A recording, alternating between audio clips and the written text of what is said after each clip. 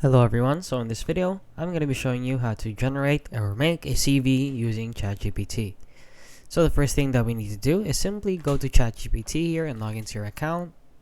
I'm using a Google Chrome browser, but you can use any browser of your choice.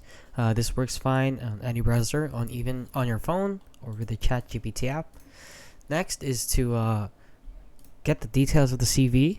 Next, I will just type in this prompt: make an image format of a CV with these information. Make the image simple. Then I'll just enter in this: your name, your education, your skills, experience, address, contact details, and about yourself.